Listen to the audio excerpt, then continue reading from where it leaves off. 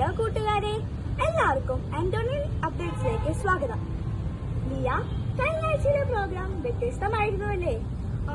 പത്താം ക്ലാസ്സിലെ കുട്ടികൾ നടത്തിയ പരിപാടികൾ എന്തൊക്കെയായിരുന്നു? എൻട്രൻസ് പ്രൊസഷൻ, വായന, സ്കിറ്റ്, കാഴ്ചപ്പേര് എന്തൊക്കെയായിരുന്നു? എല്ലാം വളരെ വളരെ മനോഹരമായിരുന്നു. അതെ, നിനക്കറിയാമോ എന്തായിരുന്നു അന്നത്തെ പ്രത്യേകതയെന്ന്? ഞാനെങ്ങനെ മറക്കാനാ? മിസ്റ്റർ ജോൺ മരിയ വിയായോടെ ചെയ്യുന്ന എനിക്ക് ഏറ്റവും ഇഷ്ടമുള്ള മിസ്റ്ററും കൂടിയാണ്. അന്നാണല്ലോ വൈദിക ദിനം നമ്മൾ ആഘോഷിക്കുന്നത്. രണ്ടാഘോഷങ്ങളും പൊടി പൊടിക്കാൻ വന്നതോ സൂപ്പർ അച്ഛൻ. ദിനബലിക്ക് നേതൃത്വം നൽകിയതോ കോട്ടപ്പുറം മതഭവന ഡയറക്ടർ നമ്മുടെ എല്ലാം പ്രിയങ്കരനായ സിജോ അച്ഛനാണ്. അതാണ് അതിനും വിശേഷം. നമ്മുടെ ഒരു ഭാഗ്യേ. ദൈവം സ്നേഹമാണ്. ആ സ്നേഹം നമുക്ക് കിട്ടുന്നത് വൈദികയിലൂടെയാണ്. വൈദികരെ തിരഞ്ഞെടുക്കുന്നതോ ദൈവമാണെന്ന് കേട്ടപ്പോൾ ഞാൻ ആകെ കോരി തരിച്ചു. വൈദികരെ തിരഞ്ഞെടുക്കുന്നത് അവിടെ യോഗ്യരല്ല, പരിശുദ്ധാത്മാവിന്റെ വിശദീകരണത്താലാണ് അവർ യോഗ്യതയുള്ളവരാകുന്നത്. എനിക്കത് കേട്ടപ്പോൾ ഒരു സന്യാസിയാകാൻ ഒരു ആഗ്രഹം.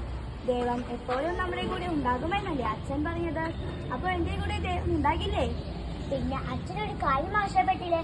വൈദികർക്ക് വേണ്ടി ദിവസവും പ്രാർത്ഥിക്കണമെന്ന്. ഞാനൊരു കാര്യം തീരുമാനിച്ചു. വൈദികർക്ക് വേണ്ടി ദിവസവും പ്രാർത്ഥിക്കും. നിങ്ങളോ?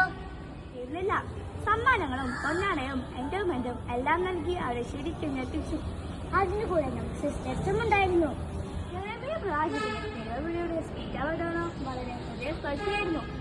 ഏറ്റവും വലിയ സന്തോഷം ടീച്ചേഴ്സ് എല്ലാ ക്ലാസ്സിലും വന്നതാണ്. കുട്ടികളുമായി സംവാദം നടത്തുകയും ചെയ്തു. നമ്മൾ കുട്ടികളോ അച്ഛന് നമ്മൾ തന്നെ ഉണ്ടാക്കിയ കാർഡുകൾ സ്നേഹ സമ്മാനമായി നൽകി.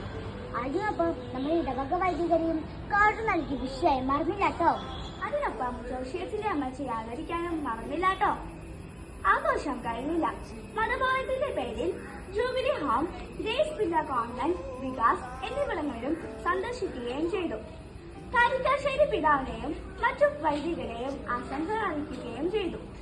അടുത്തയാഴ്ചയിലെ വായനയെപ്പറ്റി നമ്മൾ പറഞ്ഞില്ലല്ലോ. സുവിശേഷം വിശുദ്ധ യോഹന്നാൻ എഴുതിയ 6-ാം അധ്യായം 41 മുതൽ 51 വരെ. ഈ സുവിശേഷത്തിലെ സന്ദേശം എന്താണ്? ഈ സുവിശേഷത്തെ കുറിച്ചറിയാൻ എനിക്ക് സന്തോഷമാണല്ലോ. അതാണ് നമ്മുടെ ഊർജം. വടക്കൻ പറവൂർ ഡോൺ ബോസ്കോ ദേവാലയം, കുളിയത്ത് പള്ളി മാർത്തോമ പാരമ്പര്യത്തോട് ചേർന്ന് പോകുന്നതും യാക്കൂബയ സുറിയാനി വിഭാഗത്തിന്റെ അടിത്തറ ഉള്ളതുമായ പലവിധ രാഷ്ട്രീയ സാമൂഹിക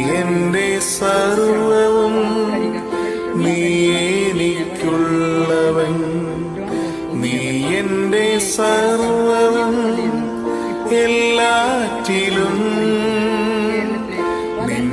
പേർക്കാൻ തന്നദീന നീ എന്റെ സർവവും തേനിലും മധുരമാകലേ യേശു ക്രിസ്തു മാധുര്യമാ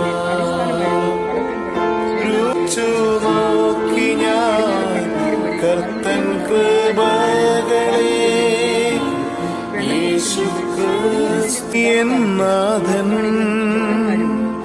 നീ എന്റെ ജീവനും നീ ജീവനും എൻ മാർഗവും